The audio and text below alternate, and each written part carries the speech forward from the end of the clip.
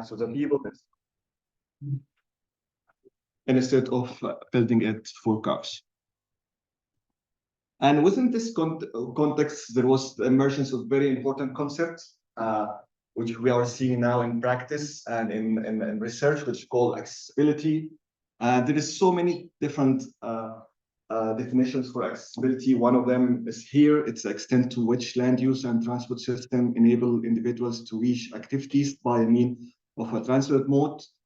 And accessibility is still emerging. You can see it in different city plans. And according to this definition, there is two components of accessibility. There is land use component and there is a transport component. And you can improve accessibility by adding more opportunities, so by changing land uses, or you can improve it by adding, improving travel times to this opportunity. So, within the accessibility, we have seen a lot of discussion.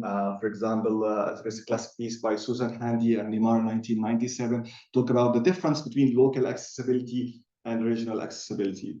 Local accessibility refers to what you can reach actually within 5-10 minutes by walking, so what's around you. Regional accessibility in the other way, it means what you can access across the city or across the region. So within all this context, in 2016, Carlos Moreno, he actually a professor in Sorbonne University in Paris, introduced the concept of 15-minute city. And the concept of 15-minute city, how many of you guys are familiar with the concept? Perfect, everyone, that's great. And the concept of 15-minute city basically calls for bringing back this proximity. So basically it calls back to bring the urban experience to everyone. So within a 15-minute bike ride or 15-minute walking distance, you can really reach your work location or your housing or food locations, health destination, education, culture, and leisure. So basically, it calls back for bringing everything locally within this 15 minutes by active transportation, by walking or cycling. And since the introduction of this concept, since it's very easy to understand, it's very intuitive, a lot of policy makers actually endorsed this concept, from Montreal to the Paris mayor, Anna Hidalgo. And it has been a lot of mayors you can hear talking about the implementation. They want to implement this concept in their cities. And since mayors are interested in this, we see this. So we saw a lot of emergence of this concept very quickly into planning documents, into planning policy, and we see councils like city councils approving a plan's 15-minute city plan. So there's examples from Vancouver to Waterloo, which approved a 15-minute neighborhood plan, to 15-minute neighborhood, like also baseline report from Ottawa. So within this context, we were curious about a few research questions. So first research question that we want to understand, it's what are the developed 15-minute city policies across cities in Canada, United States, and Australia. And we were more interested about understanding how cities actually define the 15-minute city, how they integrate it, in which plan, and actually which goals they want to achieve by incorporating this 15-minute city concept, and how they operationalized the concept, or how they developed the concept.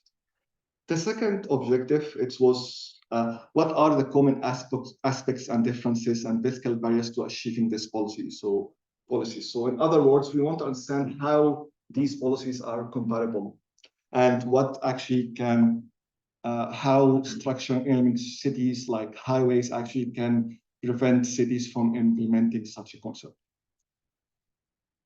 Our third question, it was about the people perception. So we want to understand how the concept actually perceived locally in Saskatoon, and more specifically, we want to understand what are the factors affecting the likelihood of being a supporter of the concept implementation. So we want to understand why some people will be supporting such a concept. So to get us, so today I will talk about this 3 questions and provide you some answer for each question. So let us start by the first question, which is related why we are, what are the developed 15-minute city policies across cities in Canada, United States, and Australia.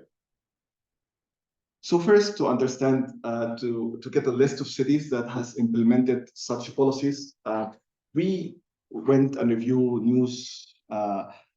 newspaper articles, web pages, research center publications to get a general idea or any cities that has implemented such concept in, again, Australia and North America and North America.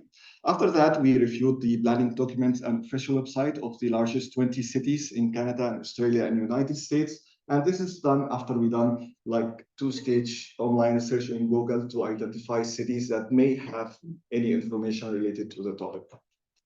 So in total, we had a sample of 63 cities. So let us jump to the results right away. So out of the 63 cities, we found that 15 cities have already implemented or the process of implementation of a related 15-minute city concept. We had also 10 cities like emerging, and emerging, it means there is some discussion on the website or some community engagement going on, but there is no actually any planning document that have any official information. Out of these 15 cities, we had 6 in Canada. So we had Ottawa, Edmonton, Vancouver, Brampton, Surrey, and Waterloo. And this study was 2023. And the rest was from US and from Australia. But how each concept was incorporated in the city plans? So majority of cities use the time threshold or the trademark of the 15-minute city. So some cities incorporated as 15-minute neighborhood, 15 or 20-minute city, or 20-minute neighborhoods, or 20-minute living, or 15-minute region. So they use the X minute or the number of minutes within the definition of the policy. But other cities went the other way and used the idea of complete living or complete neighborhood or complete communities or community of communities, actually. So he went farther away and didn't use the number of minutes to define the policy, but used different wording to bring it. And even some of them used walkable neighborhoods. So we found also this policy was intersected with different goals to try to achieve this goals to a certain degree. To advance, for example, the concept was used to advance equity or social cohesion or improve health or enhance healthy lifestyles and improve mental health and emotional health and improve safety and security. Of course, the plans were having some information to different degrees about how actually the concept will be used to achieve this goals. But the most interesting part and what really we wanted to see is how each city actually make this concept or develop this concept. So as you see in this table, different cities had added different type of destination, used different modes, and also used different cut-off value, temporal or spatial. And some cities added waiting for each destination. For example, the most priority, it's access to grocery stores. The least priority is access to this destination. So some of them have a waiting for more, which one is more important in terms of destination to first of another. And it was very interesting to see that the original concept, for example, include complete living. You have all the functions within the 15-minute city, but actually cities didn't do this. Only 2 cities have, for example, have work destination within the 15 or 20-minute city definition. So it shows how actually the concept in practice have deviated from the actual concept. Most of the city, of course, because it's about local proximity by walking, most of the city or all cities had walking as a transport mode. Majority also had cycling. About 63% of cities have transit, and this was very interesting to see transit because we talk about transit in terms of accessibility to transit, but also accessibility by transit. It was in 15-minute city. And we had also seen interesting pattern of some cities included private vehicle actually driving, which actually within this city context, it makes sense because you talk about rural community accessibility. And one of the city had ride sharing, for example, so it fit the it fit the context of these cities. And all the cities, by the way, we review if they used public engagement while doing this policy development, and all of them done this for sure. So that's mean after the public engagement that now we have to see how the city or how the original concept are used in different ways. So in cities also were at different stages of the concept implementation. So for example, Ottawa and Portland has the most comprehensive kind of information provided for us. So they have comprehensive information regarding the concept element, from definition to target to measures to actually measure their progress in implementing this 15-minute city, to concept-related goals, which I talked about, and concept determinants in terms of mode and cutoff value and destination and weighting and analysis scale that you use. Other cities were still really still in the process of implementation. They didn't have very comprehensive information about different aspects of the policy yet. But overall, we see this this is still work in progress. So to some takeaway lessons from the studies. So the concept is emerging. Again, we have seen 15-minute city, so more than 15 cities are really have implemented the concept to different degrees. So some cities are still actually in different stages of the concept implementation. But what's actually more interesting to us is that the common practice has deviated from the original concept. The original concept was very clear, was very strong idea about we bring everything around you, but cities actually use it in different way after public engagement and define different destination, different cutoff values, and also different modes were incorporated. So after we did this first piece, the second question was about how these the key 15-minute policy, 15-minute city policies are compatible. We want to understand what are the common aspects between these policies, what are the differences, and how the fiscal barriers actually can be impacting this policy implementation.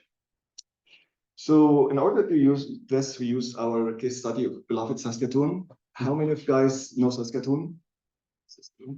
Okay. So Saskatchewan is the largest city in the province of Saskatchewan, which is exactly in the middle of Canada.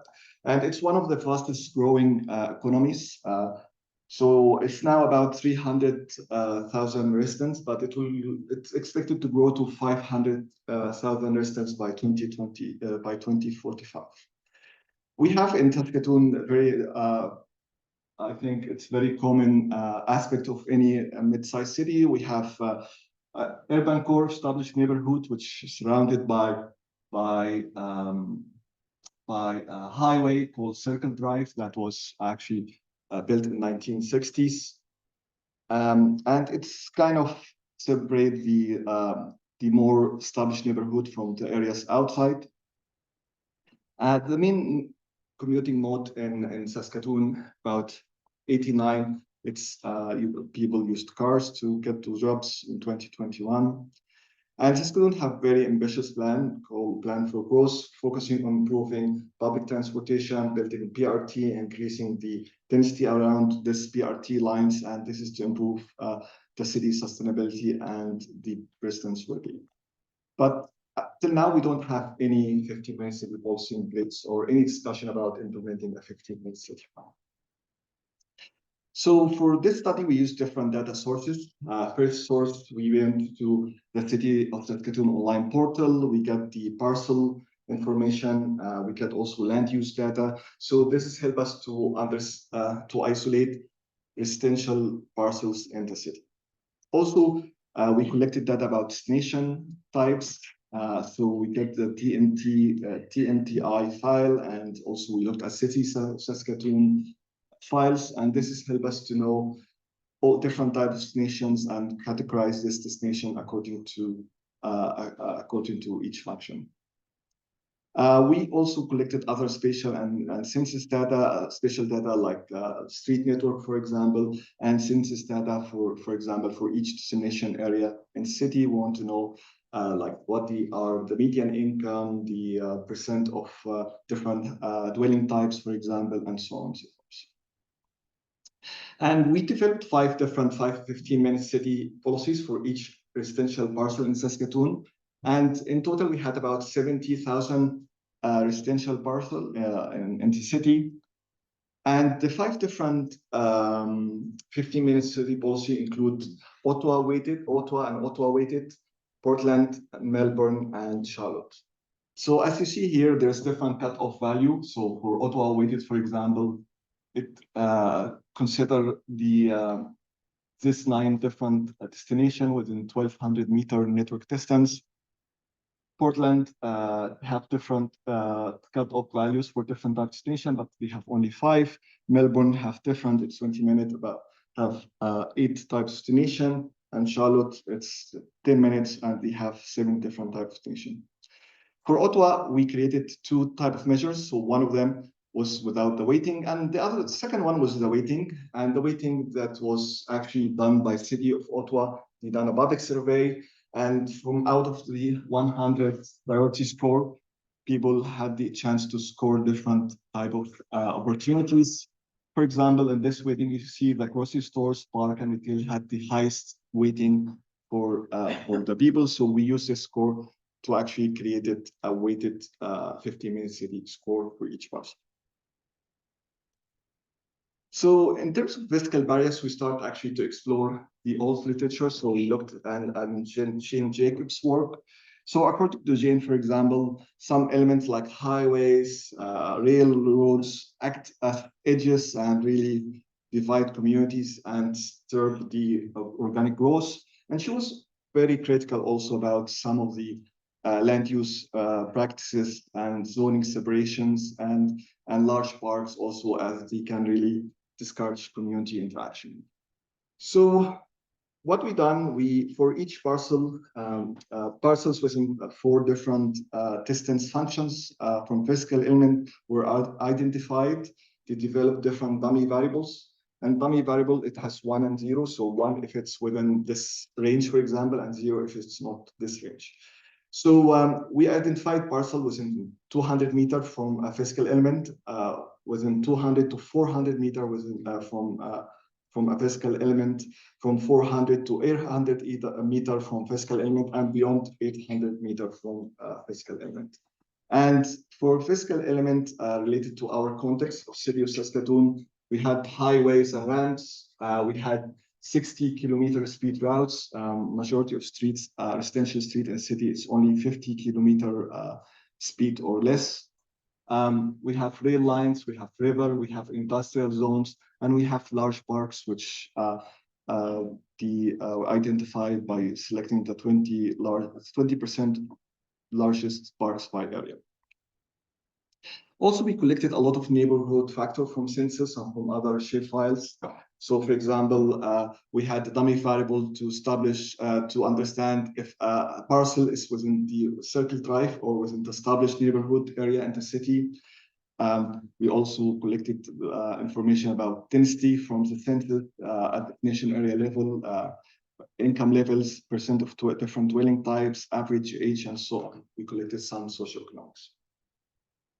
After that, we done some summary statistics, and also we done 10 multi-level logistic regression models. First set of models explore the likelihood to have a full 15-minute city score for a residential parcel. So if a residential parcel, in other words, have access to the 9 destinations that should have access to, you get the full score.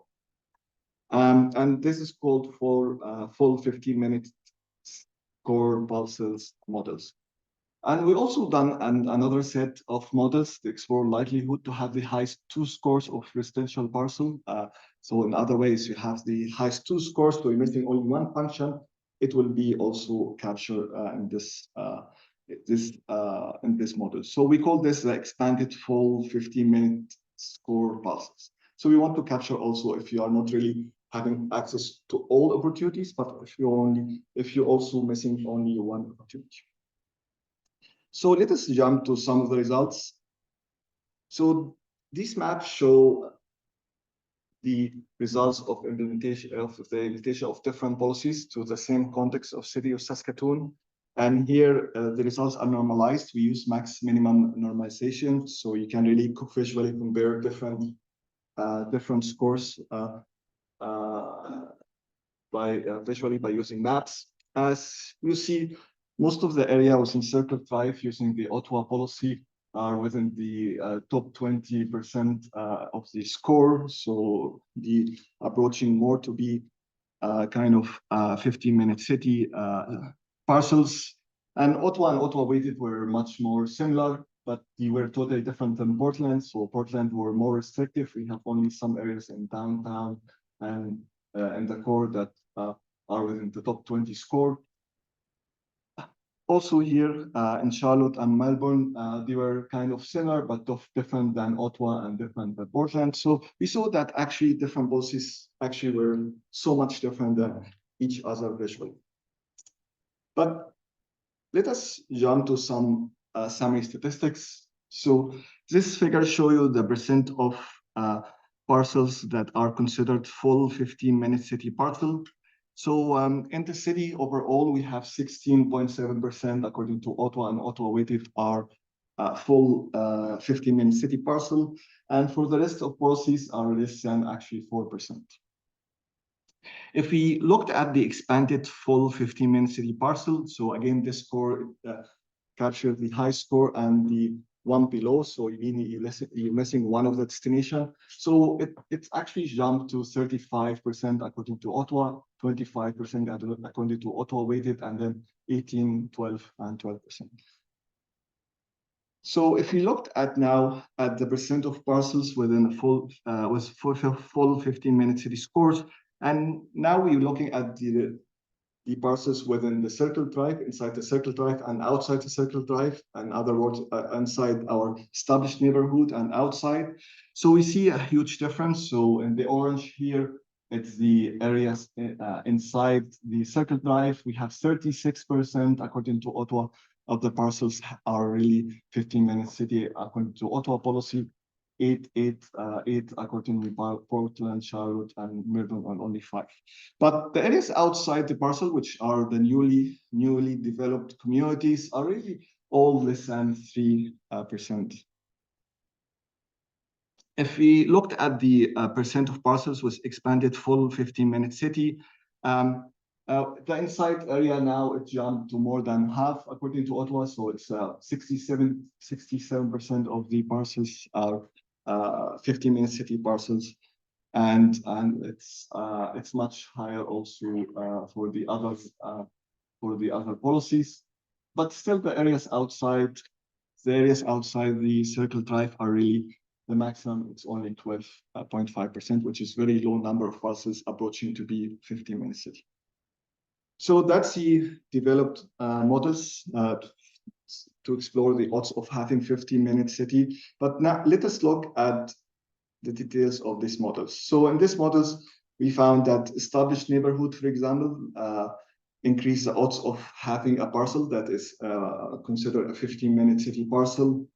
Areas also with higher population density were associated with parcels that have the full score.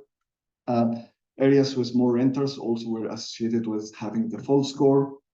But other factors that are median income have a mixed impact according to the policy. So according to Ottawa and Portland and Charlotte, for example, areas with higher median income will decrease the odds of having 15-minute parcels with 15-minute full score. But Melbourne, in the other way, it's positive. Average age for all cities have a positive correlation. Was having a more most of the association was having 15 parcels a full 15-minute city score, but actually Portland was the other way, and so on and so forth. So here I use the color codes to actually give you understanding of how different factors are related to different policy. So the green here, it means it increases having the 15-minute city parcel full. The yellow is the other way, and the gray, it means there is no significance. So we can see here that actually different policies have really different relationship to this bunch of socioeconomic factors.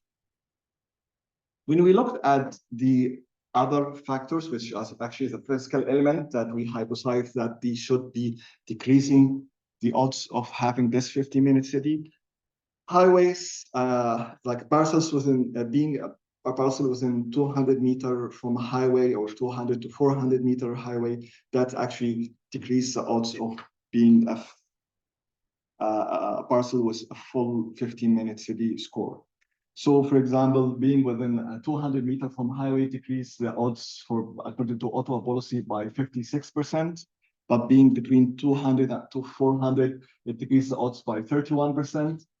And if you looked also across different cities, so being at 200 meter, I think according to Ottawa again, it decreased by 56%, but according to Portland, it decreased by 99%. So there are different magnitude of impacts according to different policies.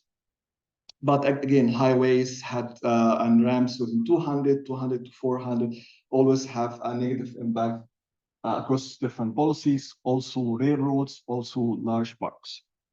But others like rivers and industrial area have a mixed impact according to the policy. So if we also use color codes to give you more understanding about which factors are really consistent in terms of decreasing across all different policies, which is the orange color here, you can see, and the green again show when increases the odds, or gray it's not significant. So you can see also there's different impacts of different physical elements. So when we tried also building the models, having the expanded full 15-minute score, we get very similar results about the mixed affiliation between socioeconomic factors and the odds of a parcel having the expanded full 15-minute city score. And we also observe the consistent negative impact of highways, large parks, and railways on the odds of having a full 15-minute city score. So to give you key takeaways from this study, there are considerable differences between conclusion that these measures are showing. So it's very hard to compare different policies between cities. So Ottawa, it's not really comparable policy. It's not really comparable to Portland, for example. And this again confirmed our observation first paper that there is a shift from the concept, main idea of the concept to practice. And also this highlights some difficulty if you do want to do equity analysis, different policies will give you different results.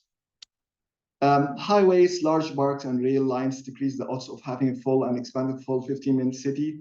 And this is the magnitude of their effects different according to the policy, but this is actually making the achievement of some policies harder in some contexts in some cities for sure. Large parks, while they are one important destination for some policies, are still actually, they present a barrier to implement a 15-minute city. So maybe we can shift the focus on smaller neighborhood pocket parks, then according to the policy can be recommended. And actually, what the main observation we found also that there are limited number of parcels are considered 15-minute city parcel in city. So that can be a challenge with forming the policies in the context of like medium scale cities like Saskatchewan. So maybe this is calls for the need to work more closely with the local community to actually diverse more scenarios and engage in more extensive public consultation about what really we want for this 15-minute city policy.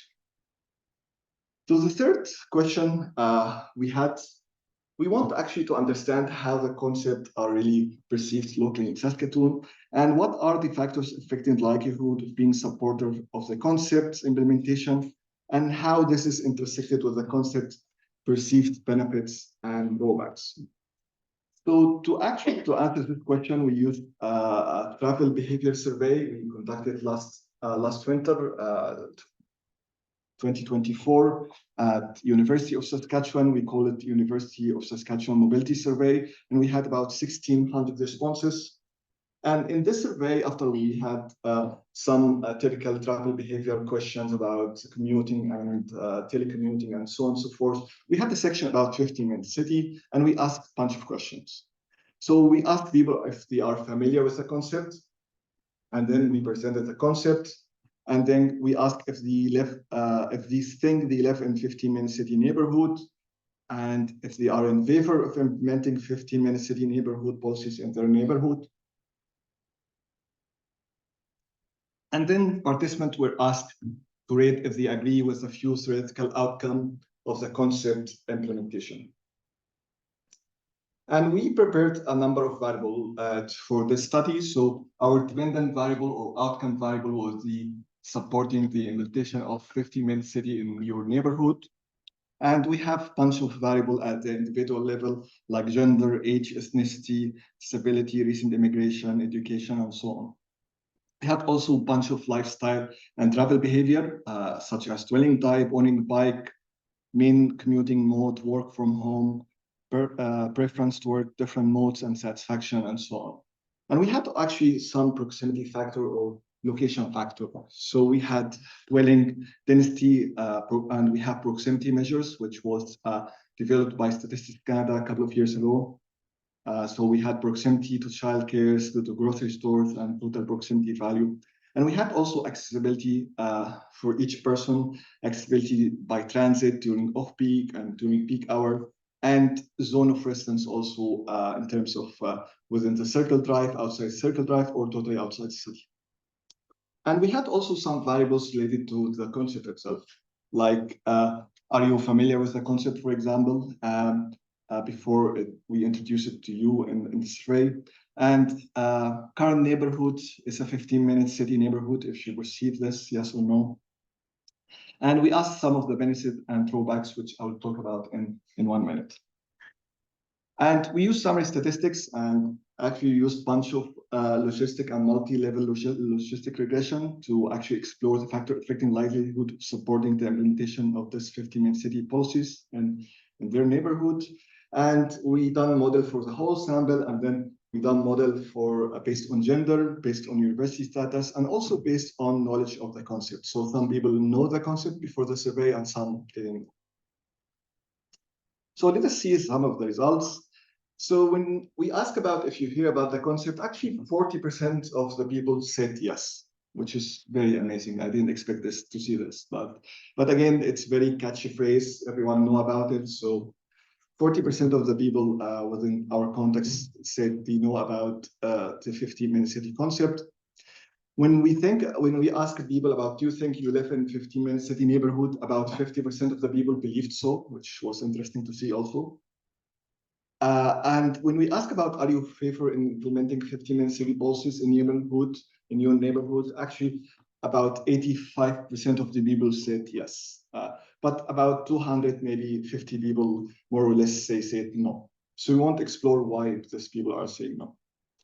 So when we ask about agreement with different aspects, so 74% of the people said that 15-minute city would lead to a reduction in the use of personal automobile. 67 said it will increase the mental health and well-being of residents. Only 63% said it will lead to stronger sense of community. But we ask also other drawbacks, such as like if they agree in 15-minute city will bring an increase in government surveillance and control, and actually 21% of our samples say yes. If 15-minute city will reduce personal freedom, we have 11% of people saying yes to this also. 11%, it's almost 200 people. 15-minute city residents would be fined if they leave their neighborhood, home district, about 7% saying yes. So it was actually, we didn't expect to see this in survey, especially we have university community, we are surveying university community. But when we looked at the support of the concept implementation by commuting, we see a huge, like a clear pattern that people who use active transportation, use transit, are really supporting it, more than 90%, more than 80%. But 25% of the people who drive, which majority of people in Saskatchewan actually, they actually said they are not really supporting such concept. We saw also some difference by gender. So men was less supporting the concept than women. What we found in terms of awareness, again, some people were aware about the concept before survey and some were aware after survey. Actually, there was no but big difference between these two groups in terms of support. So we done, again, the models, and this is model for all participants. And we saw here that gender gender and age have a significant impact. Commuting mode have significant impact also on being supporter of the concept. Self-selection also had significant impact of being supportive with the concept. So the age, for example, is negative, so older people support less. Men support less the concept. And if you drive, you are least supporting the concept compared to using transit or bike. Actually, people who perceived were living in a 15-minute city, they were very supportive of the concept. People who perceived some positive impact were associated with more being supportive of the concept. In terms of negative impact, people who actually perceived that it will impact their personal freedom, they were really associated with less support of the concept.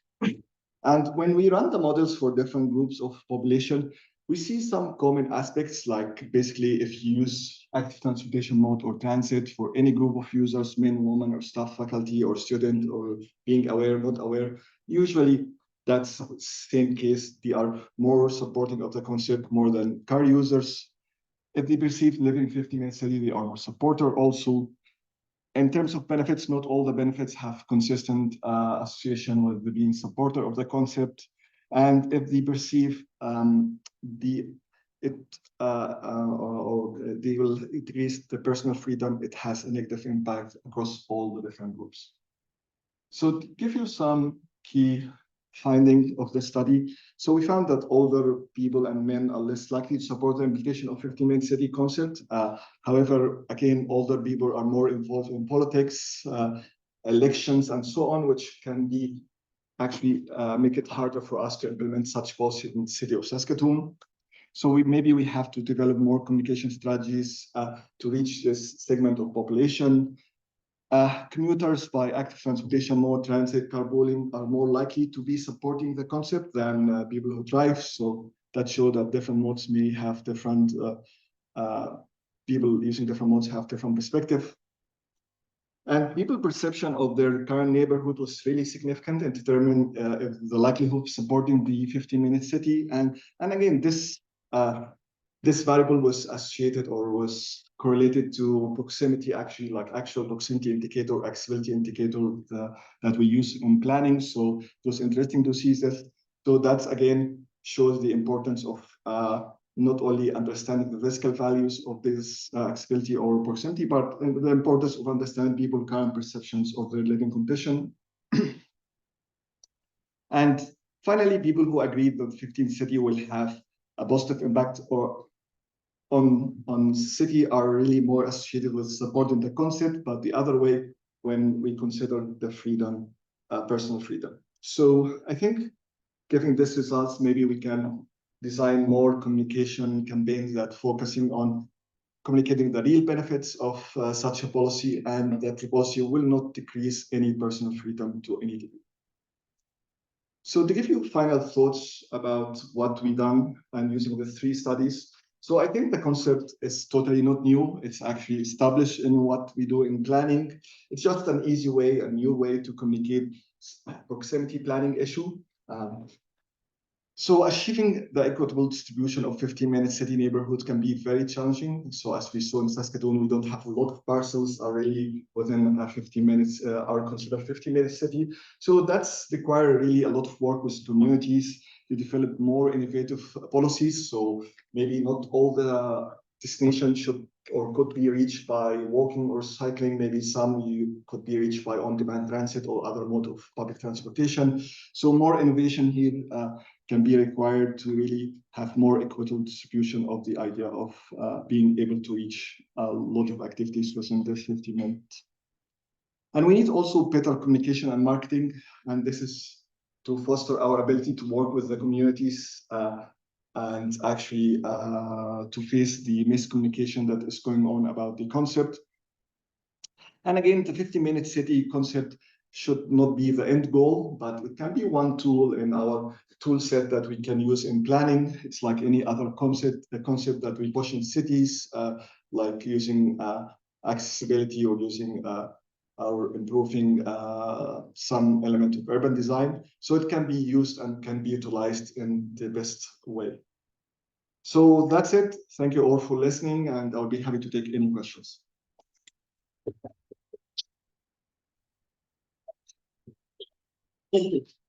Questions? Grant.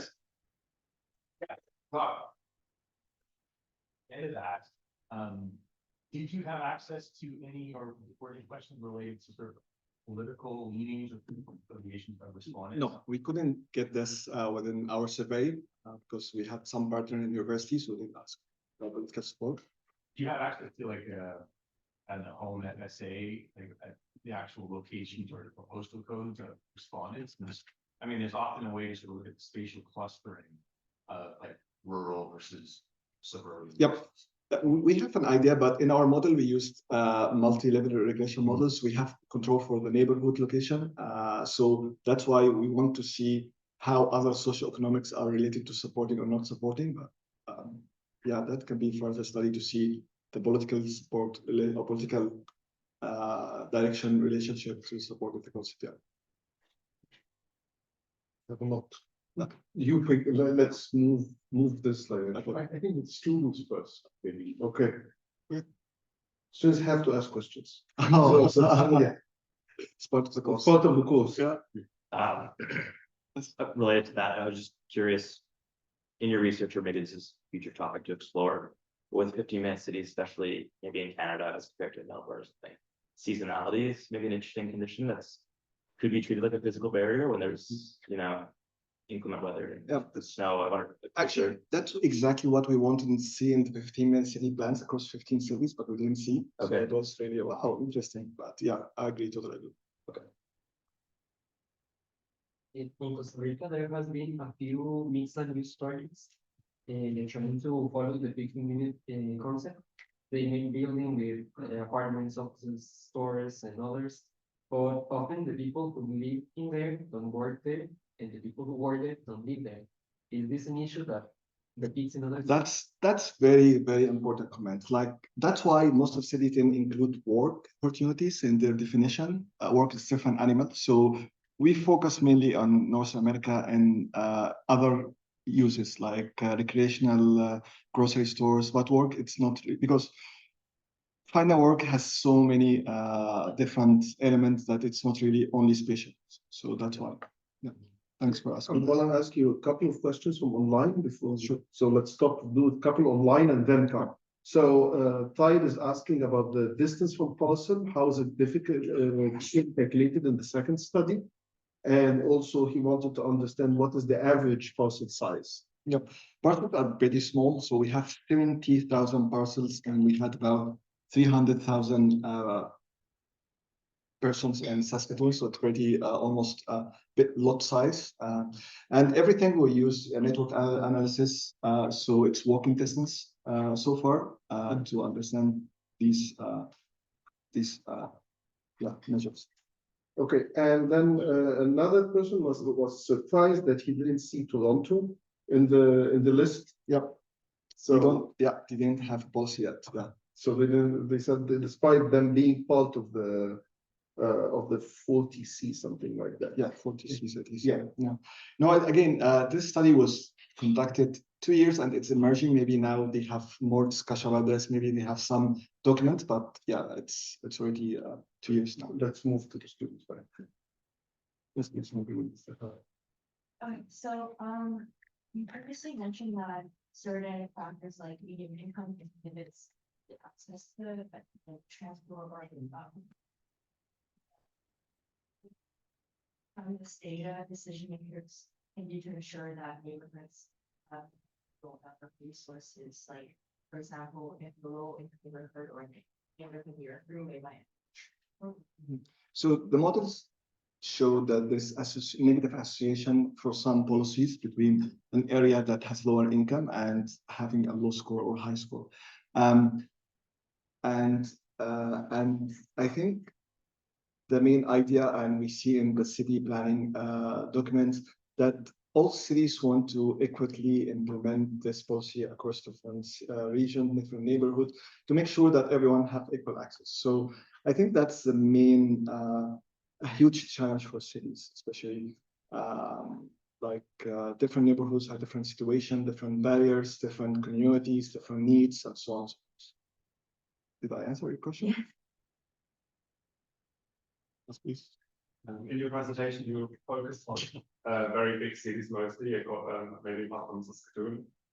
As a definition, are small cities made with around like 50,000 people, 15-minute cities? Because like you can walk within 50 minutes through the entire downtown. Or like do bigger cities try to imitate smaller cities within the like smaller boroughs? Yeah, I think that's a very interesting question, but I'm not sure if big city is harder to implement or easier to implement compared to smaller cities.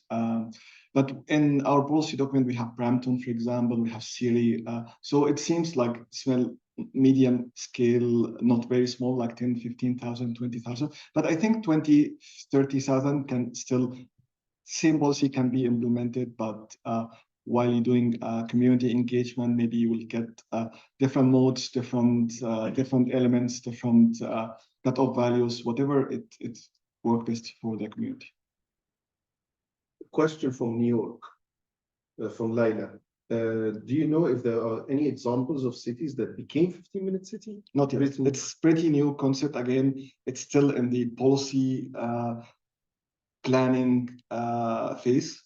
So some cities again have success indicators to know if they are moving in the right direction, but there's no actually cities that implement it.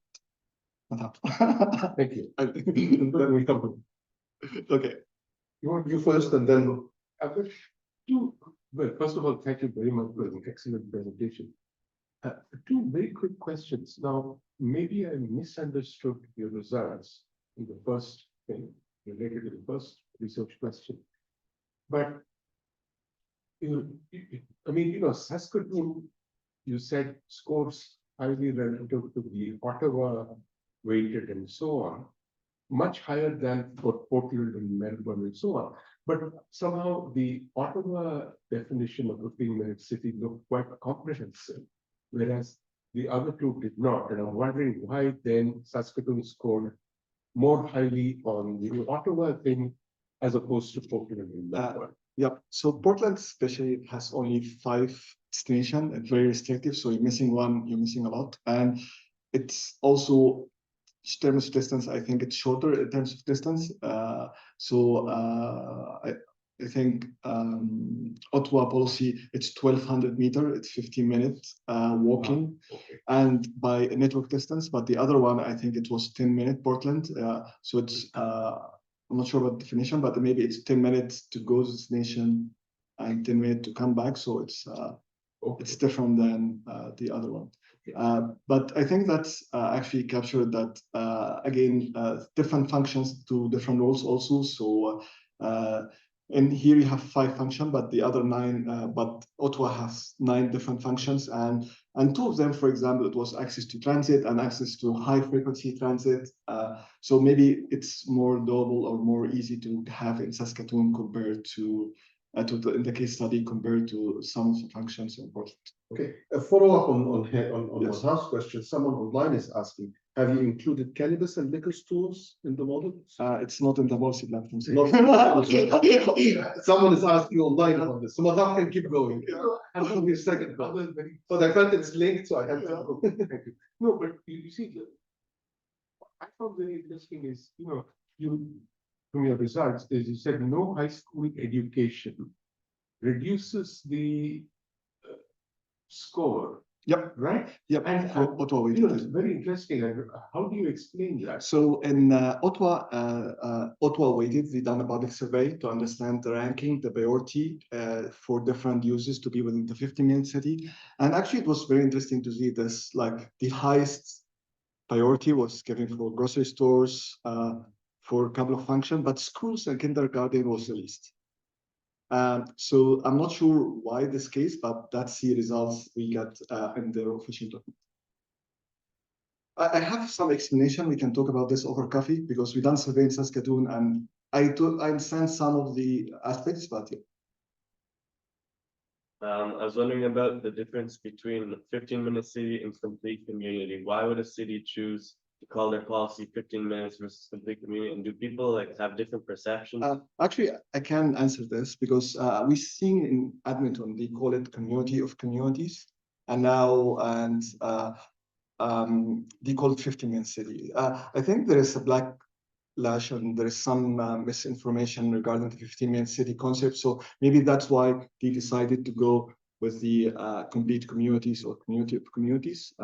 But now City of Edmonton, actually on the website, on everywhere, it's very clear that it's not about restricting people movement, freedom, or anything. It's about improving people proximity.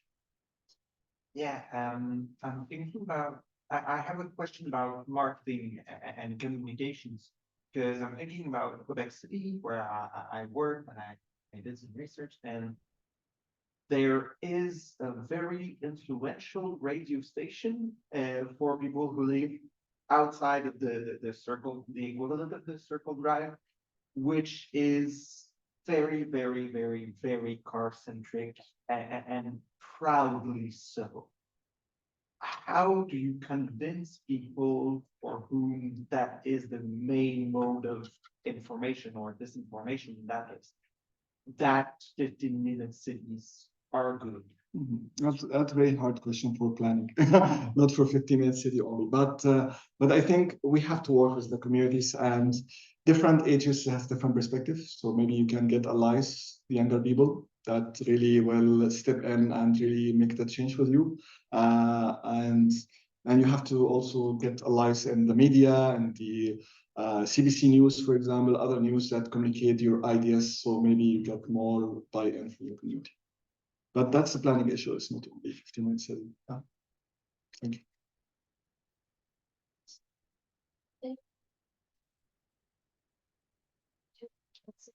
Destination, would you think implement like maybe incorporating density would have given you different outcomes? I don't know if different cities define it differently in their plans, but I'm thinking about, for example, 3Ds like density by density design, and then what? So do you think that would have given a different outcome? Just Yep. because some of the cities, for example, are very low density, so I was just wondering how that would have. Yeah, I think that's very, very true, like, and very important to improve density while improving the number of destinations. And some of the city policies are talk about this. So yeah, I think it goes both hands together now. So we should look at bigger cities. Now, obviously, like bigger cities often have like all the large institutions and like high facilities. How do you think this model could, like this 15-city model, could improve access to facilities and institutions for like smaller, like maybe towns and smaller cities? Yeah, I think Saskatoon, we have very good example. Within the Circle Drive, we almost approaching 15-minute city. 67% have the expanded full scope, right? Outside the new communities that the developers say it's complete communities, it's suburban communities, you have town halls, and you have some services. It's really far from the concept. So we can start by established areas of the city to give a good example, which can be over time impacting the new planned or designed area of the city. So in Saskatoon, we have both. We have areas that really approaching have some potential to really be a 15-minute city in the near future, but outside it's totally the other way. Take one more question. There's one more. Yeah, sure. Thank you. I was just wondering if in the literature there's anything about like the social impacts of 15-minute cities, like would that create kind of bubbles of people who have similar socio-demographic like aspects just sticking together and not really mixing people as much? That's something. Yeah, that's very interesting. I didn't see anything like this, but maybe that's interesting such question to understand how this it's good or bad. We have a lot of local use. I think it's come also to so many questions about choice, people destination choice. There's a lot of literature about this. There is language barrier, for example, social norms. So many don't go to the nearest grocery store, it's further one. So it's so many factors can be impacting choices for sure. But I think that's the biggest question. Okay. Thank you so much. We are 1 o'clock. So thanks, Ehab. And if you have any other question, you can ask Ehab. Thank you so much. And those online, thanks for joining us. We had people from Portugal, from New York, from Waterloo, people from all over the world. A lot of places. Thank you. Thanks, Ehab.